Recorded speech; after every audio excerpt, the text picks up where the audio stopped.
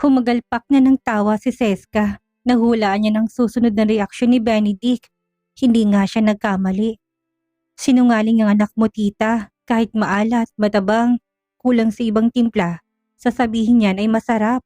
Tahasan niya ng tura na para bang merong ibang pakahulugan sa mga sunod na sinabi. Hindi magsabi ng totoo. Paano ko mapapasarap ng tunay ang niluluto ko? Kung lahat na lang sa kanya'y masarap, hindi ba tama naman po ko, tita? Natawa na rin ng malakas ang ginang. Walang pagbabago ang batang inampo nila ng kanyang asawa noon. Siya pa rin ang Seska noon na ayaw makasakit ng iba kahit nadurugin na ng tadhana ang pagkatao niya. Napakabait pa rin ito. Ugaling ito na hindi nagawang baguhin ng mga taong lumipas. Nilingon na ng ginang ang anak na nakangiti pa rin noon. Ayaw ka lang siguro niyang masaktan, iho. Patanong na sagot ng ginang. Maling mindset yun, tita. Dapat kung anong nararamdaman niya, yun ang sasabihin niya. Ani mo ay may pinaglalabang iba si Benedict na hindi niya matukoy kung ano talagang kanyang pinupunto. Kaya hindi ako naniniwalang masarap ang luto ko eh.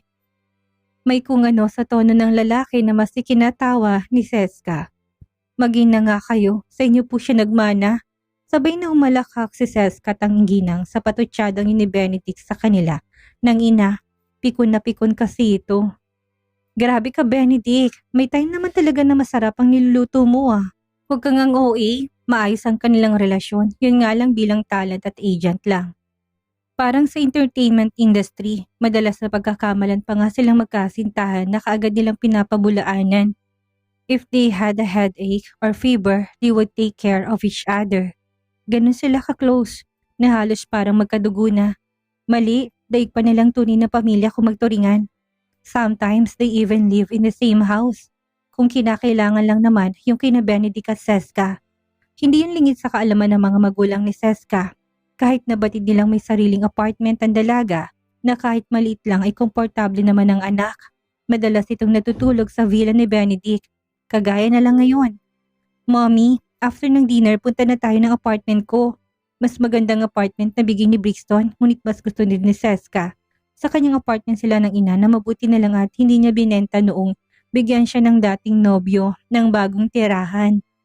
Iniisip niya kasi na maraming sentimental moments ang lugar na yon.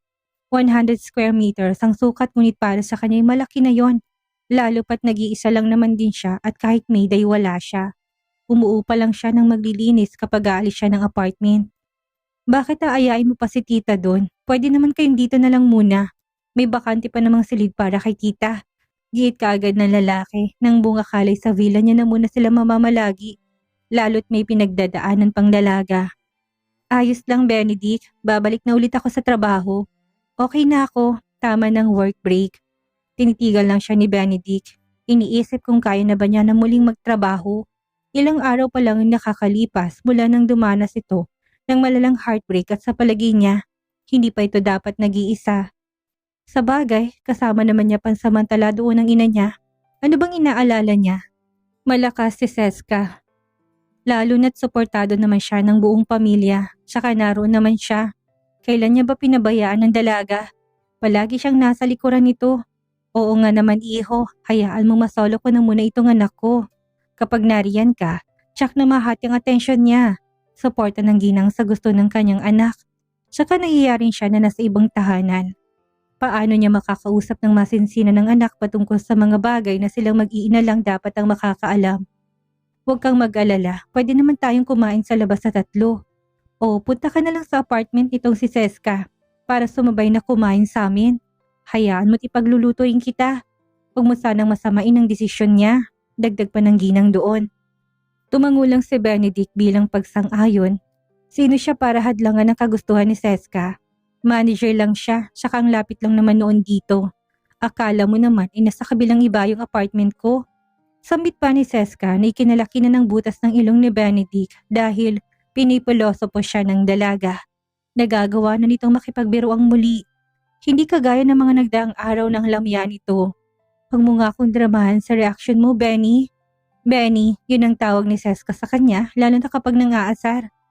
Oo na, Francesca. Ang dami mo na diyang iba pang mga sinabi. Naaliw pang ginang sa kanilang dalawa. Hindi talaga malabong magmahalan sila. magkagustuhan. Nang matapos na iligpit ang kanilang pinagkainan, itinulungan ni Benedict na mag-ayos ng mga dadaling gamit si Seska. Kinalungkat nito ang kanyang maleta dahil ang buong akala niya ay aabutin siya doon ng 1 buwan. Hindi niya rin kasi alam na bababa pa lang ina niya kung kaya naman inari niya sa kanyang silid kung siya ay ilang gabi nang natutulog. Ang galing nating magpanggap ha, parang walang nangyari. Inirapan ni Seska ang manager na abalang nilalagay ang mga bote ng kanyang gamot. The pills were sorted into categories with labels written on the bottles indicating how many pills to take for each meal. Si Benedict mismo may gawa noon nang hindi nakakalimutan ni Seskang inumin. Baka sa pagiging tuliro ay ibang gamot ang mainom ng babae. Ako na dito, hindi mo na ako kailangang tulungan. Balik sa pagiging malamya ang boses ni Seska na tinutupi ng mga damit niya. Kinuha niya yun sa hanger sa loob ng closet upang ilagay sa nakabukas na maleta sa ibabaw ng kama. Seska, I'm just serving you dahil napapakinabangan kita, okay? Huwag ka nga mag-isip ng ibang dahilan. Hindi naniniwala doon si Seska, hindi siya tanga. Alam niyang higit pa roon ng trato sa kanya ng lalaki.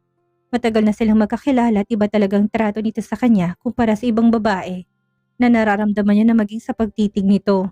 O marahil siya lang ang nagbibigay ng ibang kahulugan? Pero malakas ang kutob niya doon.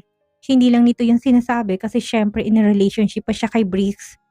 Para sa kanya, parang kapatid lang talaga si Benedict. Nakakatandang kapatid sa kakaibigan. Yun lang ang kaya niyang ibigay kaya hindi niya binubuksan ang usaping ito. Ayaw niya maging awkward sila sa bawat isa. Masaya na si Seska sa pagpapanggap na kanyang patuloy na ginagawa.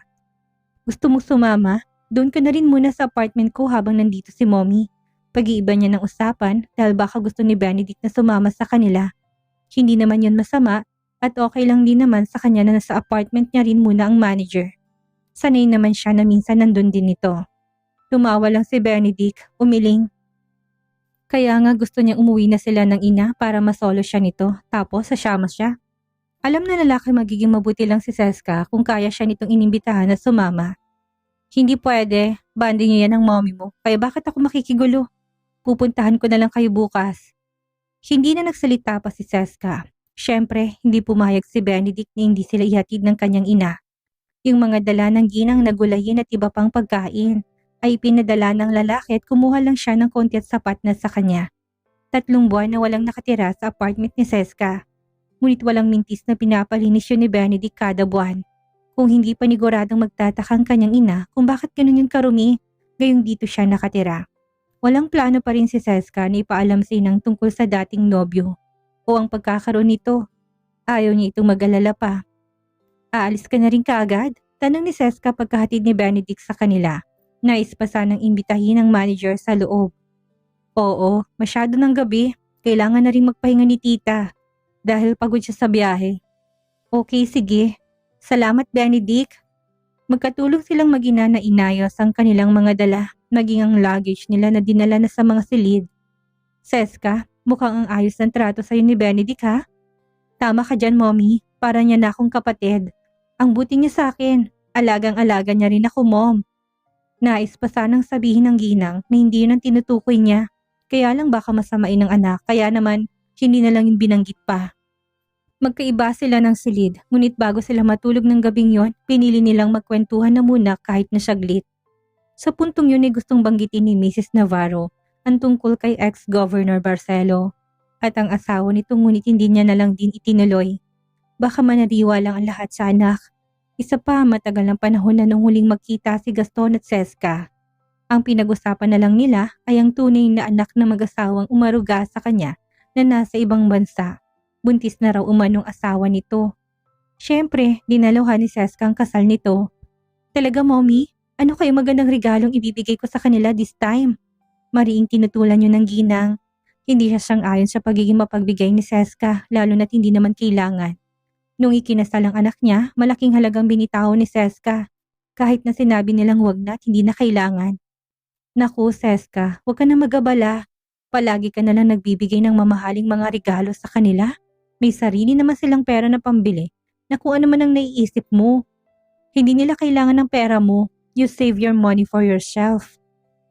Gastusin mo yon sa mga bagay na makakapagpasaya sa'yo. Naintindihan mo, anak? Wag na. Kahit para sa baby lang, mommy. Hintayin na lang natin na mga nakang sister-in-law mo saka ka magbigay ng gift. Okay, mommy? Malambing na sambit ni Seska na ipinatong ng ulo sa balikat ng ina. Hinaplos ng ginang isang pisngi nito. Sa pagdapo ng kanyang mga mata sa mukha ng dalaga ay napansin niya na parang wala sa magandang kondisyon ng anak at parang balisa. Nababasa niya yon sa mga mata ng dalaga. Ngunit dahil siya may sakit ito, naintindihan niya na pagod at ganun marahil talaga ang itsura ng anak nila. Hindi niya na ito inabala pa na magtagal kaya sinabihan na magpahinga. Baka yun lang ang kailangan ng anak, ang makapagpahinga at makatulog. Sige na, matulog ka na. Good night, mommy. Kinabukasan ni maagang nagising ang ginang. Matapos na maglinis ng buong apartment ay lumabas siya at nagtungo sa malapit na pamilihan. Bumili siya ng buto-buto ng baka. Gusto niyang gawing beef bone soup at isa sa paborito ni Seska na kainin, lalo pat ngayon na malamig ang panahon. Nang puntahan niyang silid ng anak upang gisingin, nakita niya pinagpapawisan ng malamig ang mukha ni Seska na halatang nananaginip. Natatarantanan na palapit ang ginang dahil umuungol din ang anak at halatang umiiyak. Lingid sa kaalaman ng ginang na sa panaginip ni Seska ay patuloy niyang nakikita ang scene kung saan sinasabi ng nobyo na pagod na siya at nakikipaghiwalay ito ng paulit-ulit sa kanya. Walang preno na lumakas pang iyak ni Seska na pinili ng tapikin ng ginang upang magising. Seska, gising! Nananaginip ka! Ganyan na lang ang hipit ng yakap ng babae sa ina habang patuloy na umiiyak na biglang bumangon. Hinagod lang ng ginang ang kanyang likod at hindi nagtanong kung tungkol saan ang panaginip. Madalas na ganito siya noon sa nakaraan kung kaya naman naiintindihan niya na hanggang sa mga sandaling yon, binabangungot pa rin ng dalaga. Malamang ay dahil na naman yon sa masaklap na kanyang pinagdaanan noong kabataan niya. Yung childhood trauma. Hindi ka pa rin ba nilulubayan ng mga panaginip mo noon na masama, anak? Hindi na nakatiis ay tanong at paalis na ng ginang sa mga luha niyang patuloy pa rin ng bagsak. Let go now, Seska. Kalimutan mo ng mga yon. Tapos na yon. Kinuhang pagkakataon niya ni Seska upang iiyak ang bigat na kanyang nararamdaman ng mga sandaling iyon. Hindi yon ang panaginip niya sa nakaraan, ngunit mas masakit yon sa kanyang napagdaanan. Ganun pa man hindi niya pwedeng sabihin sa ina dahil paniguradang magugulong isipan nito at patuloy na mag-aalala sa kanya. Inilabas ni Seska ang lahat na sama ng loob niya at hinanakit habang yakap ang ina. Hinaya lang din naman siya ng ginang na umiyak. Kapag nalaman to ng daddy mo, naku, pipilitin ka nun na umakyat ng Baguio. Gusto mo ba yung mangyari? Umiling si Seska. Totoo yun, malamang ipipilitin siya ng mga ito na makasama sila. Hindi naman nais ng kanyang mga magulang na manirahan ng Maynila para lang sa kanya. Natatakot siya na baka wala siyang magawa kapag ganun ngang nangyari, kung kaya naman kailangan niya maging maayos sa harapan ng ina. Kailangan niya maging okay ulit. Huwag mo nang sabihin sa kanya, mommy, minsan lang naman akong managinip na hindi na siya madalas. Okay, sabi mo pero sure ka ba? Talagang maayos ka lang na nag-iisa dito? Kumuha ka kaya ng makakasama kahit na isa lang? Ayos lang ako, mommy. Mas okay ako kapag mag-isa lang. Saka, nariyan naman si Benedict. Ipinagkibit na lang yun ng ginang. Maya-maya pa'y kumalma na rin si Seska. Halika, bumangon ka na't nagluto ako ng paborito mong bulalo. Masarap yun habang mainit pa. Pinagbigyan naman ni Seska ang kagustuhan ng ina. Sabay silang nag-agahan. Habang kumakain ay tumawag si Benedict upang sabihin na bago mag-lunch ay pupunta siya sa kanila upang kumain sila sa labas. Pinagbigyan naman nila na mag-inang lalaki na nagsabing ililibre sila sa labas kumain. Matapos na kumain ni gumayak na rin ang mag-ina. This car is so domineering. Puri ng ginang habang nasa front seat. Si Benedict ang nagmamaneho noon. Pinaupo niyang ginang sa unahan matapos bulahin na mas maganda doon ang view. Natatawa naman si Seska dahil paniwalang paniwala ditong kanyang ina. Thanks, tita. Saan mo naman kami dadalhin ni mommy, Benedict? Sa Hotel Plaza, Seska. Mayabang na tugon sa kanya ni Benedict. Sa unang palapag ng hotel matatagpuan ang restaurant kung saan nagbook ng table for 3 si Benedict. The super large glass curtain layer is hung with crystal pendant lights above, which is luxurious and atmospheric. Lunchtime yun kung kaya naman maraming tao sa lugar. Mabuti na lang at nagpa-reserve na ng table ang lalaki kung kaya wala na silang problema sa paghahanap ng pwesto. Habang naglalakad patungo ng table ay ni-introduce na ni Benedict ang special menu ng restaurant na kanilang kakainan sa ginang. Habang si Seska ay tahimik lang na nakasunod sa kanilang dalawa, panaka-naka ang lingon sa paligid. Hindi niya masabihin na bigla na lang siyang naging balisa nang dahil sa dami ng tao. Fortunately, sa gilid na naturang restaurant ang magiging table nila. Less interaction sa mga taong naroon. Ayos ka lang, Seska? Tanong ng ina nang makaupo na sila ng table. Napansin niyang pananahimik nito, tumango lang si Seska at kinuha ng menu sa waiter na lumapit doong nang siya'y mag-focus. Ayos lang po ako, mommy. Pakiramdam niya hindi na siya makahinga. Ngunit syempre hindi niya sasabihin yung si ina na halatang excited sa gagawin nilang pagkain sa restaurant. Hindi niya naman ito masisi. Minsan lang itong mangyari. Anything you want, tita? May treat. Mayabang pangtura ni Benedict na ikinatikwas na isang kilay ni Seska upang abalahin ang kanyang sarili at kalimutan ang kakaibang kabog ng kanyang puso. Wala sa sarili na muli ni Seska ang inangat ang kanyang mga mata dahil pakiramdam niya ay hindi na siya makahinga. Umikot na yon sa loob ng restaurant. Natigil ang kanyang mga mata sa hindi kalayo ang table sa kanila. Isang table for two lang ang pagitan nila kung kaya naman kitang-kita niya kung sinong isa sa mga nakaupo doon. Lumaki pa ng bahagi ang kanyang mga mata. Natanaw niya kasi si Briggs, ang dati niyang nobyo na nandoon. Napakurap ng dalaga, baka kasi namamalikmata lang siya sa mga nakikita niya. He was sitting with a very respectable couple. Sa tindig at pananamit pa lang nila ay halatang may sinasabi nito sa lipunan. Seska, untag ni Benedict upang kunin ang kanyang atensyon. Hindi siya pinansin ng dalaga na humigpit ng hawak sa menu. Sa kanilang harap ay may pamilya rin ng kasamang babae naman ay paniguradong kasing edad lang ng dating nobyo. Titig na sa kanila si Seska dahil mukhang interesadong babae yun sa kanyang dating nobyo. Bagay na hindi nakaligtas sa mga mata ni Benedict dahil hindi ito sumasagot sa kanyang mga katanungan dito. Lumipat ang mga mata ni Seska sa mukha ng babae. Nakatitig lang siya dito na parang may hinahanap siya sa nakangiting mukha. Briggs is on a blind date? Ilang araw pa lang silang naghihiwalay tapos nakikipag-blind date na ito kaagad. It turned out that not only did he not like her, he had never even considered her as his girlfriend. Ganun pa man hindi na yun mahalaga. Ang nagpabagabag sa kalooban ni Seska ay mag-asawang katabi na lalaking kilala niyang si Briggs na nagpaputla na ng buong mukha ng dalaga. Kilalang kilala niyang mag-asawa. Walang iba kundi ang dating governor na si Gaston Barcelo at ang walang kupas ng gandang asawa nitong si Natalia Bentacourt. Nanginig ng bibig ni Seska sa kaalamang yon, kasabay ng kanyang mga kamay. Ibig sabihin ng kilala niyang Briggs ay ang panganay nilang anak na si Natalia Brixton Barcelo o mas kilala na niya sa palayo na Brixton, ang batang kumagat sa kanya noon at labis ang pagkamuhi sa kanya ng mga bata pa lang sila. Ano ang ibig sabihin nun? Si Brixton talagang naging kasintahan niya na nagtago sa pangalang Briggs. Natalia Brixton, doon niya kinuhang Briggs na pakilala sa kanya. Seska, muling tawag ni Benedict sa dalaga na hinawakan ng dalawang kamay niya. Hindi pa rin siya pinansin ni Seska na natiling mga mata sa table ng mga Barcelo. Everything made sense for her now. His encounter with her, his pursuit, and the love words at night. Lahat ng yun ay purong kasinungalingan lang. Namanhid ang puso niya. Hindi lang ito purong kasinungalingan. Ibig sabihin ay naghihiganti lang sa kanya si Brixton. Kaya siya ginawang kasintahan ng lalaki. Alam niya kung gaano siya kinamuhian ng lalaki ng mga bata pa lang sila. Malamang ay pinagtatawanan na siya ni Brixton dito. Hindi na magawang igalaw pa ni Seska ang buo niyang katawan na parang may sariling buhay na namatay. Humigit pa ang sakit na kanyang nararamdaman sa mga salita nitong binitawan. Lalo na ngayon na nalaman niyang buong pagkatao ng lalaki. Hindi lang doble, tripleng naging sakit nito sa pagkakataong iyon. Napalingon na si Brixton sa kanilang table dahil napansin niya na may nakatitig sa kanya ng mariin. Natagpuan niyang dalawang pares na mga mata ng dating nobya na si Seska. Kalmadong naging tingin ng lalaki sa dalaga. Walang emosyon niya na para bang kailanman hindi siya nito nakilala. As if those intimate and passionate nights with him and having sexual intercourse with her had never existed. Sumakit pa ng hustong puso ni Seska na napaiwasan ng tingin. Hindi niya na yun kayang tagalan pa. Seska, sino bang tinitingnan mo't hindi ka sumasagot? Tanong na rin ng ina't nag-usisa na.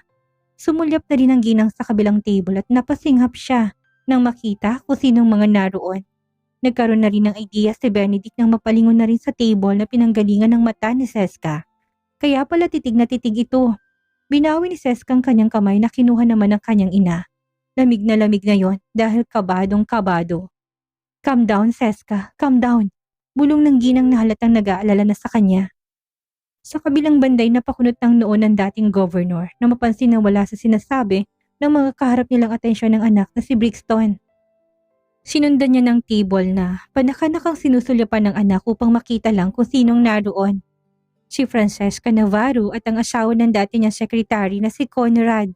Ilang taon na nung huli niyang nakitang bata na ngayon dalagang-dalaga na. Narinig lang niya na mula kay Conrad na maayos naman ang trato nila sa bata. Hindi niya rin sukat akalain na makikita niya sila ngayon sa Maynila at nasa isang hotel pa. Nariyan pala sila, tanging nasabi ng ginang kahit uncomfortable na rin siya sa presensya ng pamilya. Sa bandang huli napansin na rin sila ng asawa ng dating asawa ng governor na si Natalia, kaya naman tumayo ng ginang kasabay ng pagtayo ni Natalia upang lumapit din sa kanilang table. Nagkita na lang sila halfway ng kanilang mga table. Nandito rin pala kayo sa ibaba, Mrs. Barcelo. Narito ako at binisita ko itong si Seska. Medyo masama ang pakiramdam. Pinababa ako ni Conrad para kamustahin. Simpleng paliwanag ng ginang na ikinatango lang naman doon ni Natalia. Kaya pala nakita niya sa ospital ang dalaga. Ibig sabihin hindi lang siya namamalikmata noong nakaraan. Gaano ba kaseryoso? Do you want me to help you find a specialist? Malambing ang boses ng asawa ng governor na tanong, sabay kuha ng isang kamay ng ginang. Magsabi ka kung kailangan niyo ng tulong. Nanatiling tahimik si Seska na kagaya ng dati. Pinigilan niyang sarili na mapalingon pa ulit kay Brixton.